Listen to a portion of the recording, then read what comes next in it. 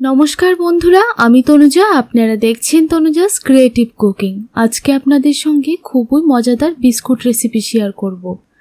মাত্র একটি ডিম দিয়ে আর এক বাটি আটা দিয়ে এই রেসিপিটি তৈরি করে নিতে পারবেন।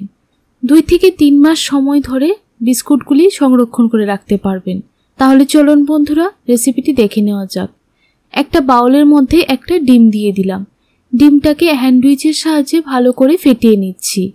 খুব ভালো করে হ্যান্ডউইচের সাহায্যে ফেটিয়ে নিতে হবে। এখন অল্প একটু নুন দিয়ে দিলাম, অল্প একটু কালো জিরে দিয়ে দিলাম, আর এক বাটি দিয়ে দিচ্ছি চিনি। অবশ্যই আপনারা বিস্কুটগুলি কতটুকু তৈরি করতে চান সেই পরিমাণটা বুঝে চিনিটা ব্যবহার করবেন। আবারও কিছুক্ষণ সময় ফেটিয়ে নিচ্ছি যেন চিনিটা খুব ভালোভাবে মেল্ট হয়ে যায়। এখন 1 কাপ আটা দিয়ে দিলাম আর হাফ বাটি দিয়ে দিলাম সুজি।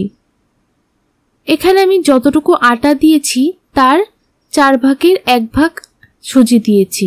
এখন হাত দিয়ে খুব ভালো করে মেখে নিতে হবে। দেখুন, একটা শক্ত ডো তৈরি করে নিয়েছি। খুব বেশি ডোটা যেন নরম না হয় সেদিকে লক্ষ্য রাখতে হবে। আরও অল্প একটু চিনি দিয়ে দিলাম। এখন চিনিটা দিলে কিন্তু বিস্কুটগুলির উপরে চিনিটা ভেসে থাকবে, দেখতে কিন্তু সুন্দর লাগবে। চিনিটা দিয়ে ভালো করে মেখে নিয়েছি। এখন একটা রুটি বেলার পিঁড়ির উপর নিয়ে নিলাম আর ডোটাকে 2টো টুকরো করে নিলাম। একটা টুকরো কেটে নিলাম, তারপর একটু মোটা করে বেলে নিচ্ছি। খুব বেশি পাতলা করবেন না, একটু মোটা করেই বেলে নিতে হবে। দেখুন, বেলে নিলাম। এখন সাইডের অংশগুলি কেটে নিচ্ছি। সাইডের এই অংশগুলি কেটে একটু সমান করে নিতে হবে।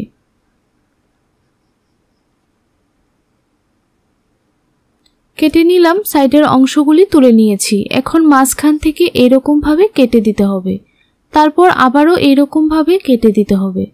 দেখুন, বিস্কুটের শেপে কিন্তু আমি কেটে নিলাম। এখন বিস্কুটগুলির মধ্যে একটু ডিজাইন দিয়ে দিচ্ছি। আপনাদের পছন্দ অনুযায়ী যে কোনো ডিজাইন এখানে দিয়ে দিতে পারেন। দেখুন, একটা চাকু দিয়ে ঠিক এরকম ভাবে ডিজাইনগুলি দিয়ে দিতে হবে, বা আপনারা চাইলে একটা চামচের সাহায্যেও ডিজাইনগুলি দিয়ে দিতে পারেন। বন্ধুরা, রেসিপিটি কেমন লাগলো কমেন্ট করে জানাতে একদম ভুলবেন না। ভালো লাগলে চ্যানেলটিকে সাবস্ক্রাইব করে আমার পাশে থাকবেন। দেখুন, সেমভাবে আমি আরেকটি বিস্কুটের ডিজাইন দিয়ে দিচ্ছি। আপনারা দেখেই বুঝতে পারছেন। সবগুলি বিস্কুট তৈরি করে নিয়েছি।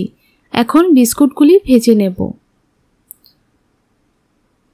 এখন চুলায় একটা কড়াই বসিয়ে দিলাম আর অল্প একটু দিয়ে দিলাম সাদা তেল। তেলটাকে ভালো করে গরম করে নিয়েছি। এক এক করে বিস্কুটগুলি দিয়ে দেব, আর তখন ফ্লেমটাকে অবশ্যই লো টু মিডিয়ামের মধ্যে রাখতে হবে, না হলে কিন্তু বিস্কুটগুলি দিতে মাত্রই পুড়ে যাবে।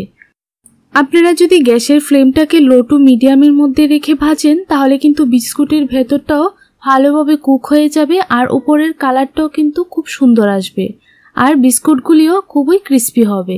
দেখুন, উল্টিয়ে পাল্টিয়ে লাল করে ভেজে নিয়েছি। যখনই এরকম কালার চলে আসবে তখনই নামিয়ে নিতে হবে। সেমভাবে আমি অন্য বিস্কুটগুলিও ভেজে নেব।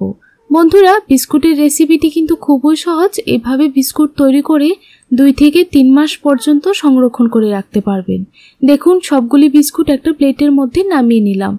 একটা বিস্কুট আপনাদেরকে ভেঙে দেখিয়ে দিচ্ছি। তাহলে আজকের জন্য এতটুকুই। দেখা হচ্ছে নতুন আরেকটি রেসিপিতে।